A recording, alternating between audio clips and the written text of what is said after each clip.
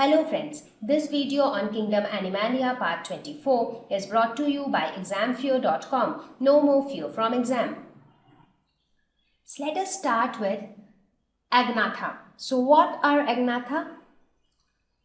These are the jawless fishes. That means they are without jaws. Now most of the species of this category are extinct, very few exist. So the few which exist now are the cyclostomes, and that is why we have a class called cyclostomes under this category Agnatha. So this is how they look like. Here if you see, there are no jaws. So if you look at the mouth part, there are no jaws present. So the teeth are present directly on the tongue. So these are one of the primitive vertebrates.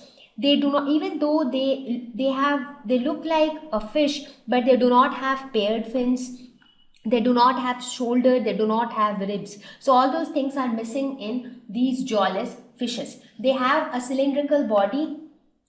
Notochord exists throughout their life, so they have that cord-like structure throughout their life.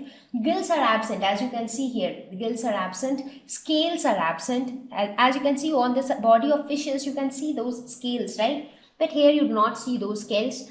Parasitic mode of nutrition, that is, they feed on other aquatic small organisms. So if you compare it with a normal fish, what do you see? What are the things that are missing? The fins are missing. Gills are missing. So all those things are missing. They do not have a jaw as well. So this is Agnatha.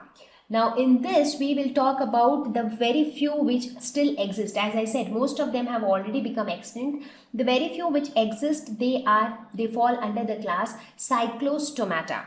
So we will talk about Cyclostomata here. So they are aquatic, mostly marine, mostly sea fishes. Parasitic in nature, that is, they feed on other living organisms. Elongated body, jaws are absent, circular mouth which acts as sucker. So this circular sucker mouth actually helps in feeding on other organisms because they can directly suck that other organism. So it helps in sucking the prey or paralyzing the prey. But the jaws are absent. So here in this picture you can see how it looks like. Paired fins are absent.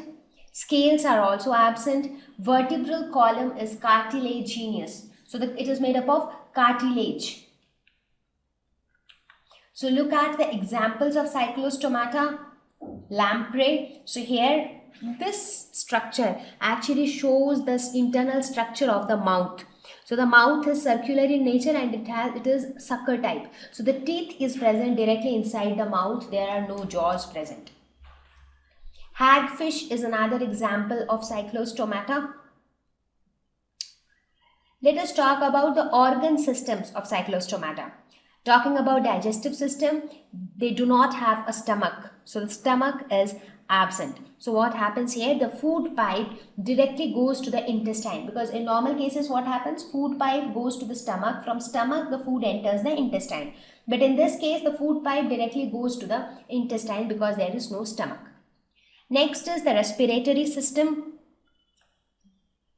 So the respiratory system, they do not have gills, but they do have gill slits. Here you can see the gill slits present. So the slits which are present here. So 6 to 15 pairs of gill slits are present on the body and they help in the exchange of gases and in the process of respiration. Talking about the circulatory system, it is closed type, that is, they have the blood vessels and blood flows through those blood vessels.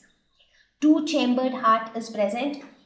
So what do we mean by two-chambered heart? A heart with two chambers, one auricle and one ventricle. We will talk about the functioning of these two-chambered heart, three-chambered heart in detail in the next slide. Excretory system, a pair of kidneys are present. Talking about the nervous system, cranium and vertebral column are cartilaginous. So the composition of the nervous system is mostly of cartilage. Cranial nerves are also present. So quite developed nervous system.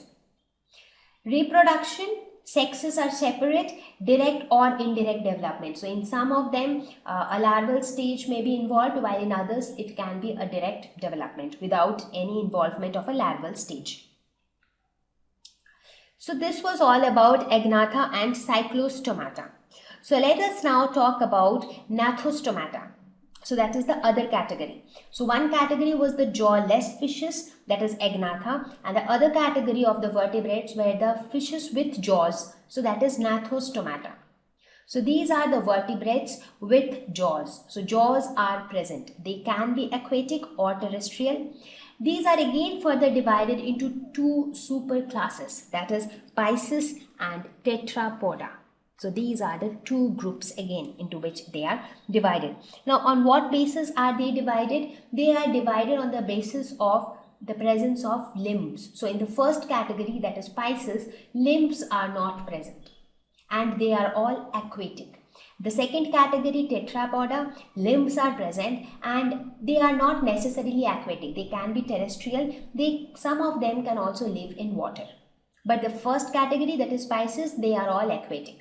So based on their habitat, they have been classified into these two superclasses, that is Pisces and Tetrapoda. So now we will discuss about each of these in detail. Thank you. Please visit www.examfear.com to watch more videos, attempt free online test, get free study material, find tutors and mentors.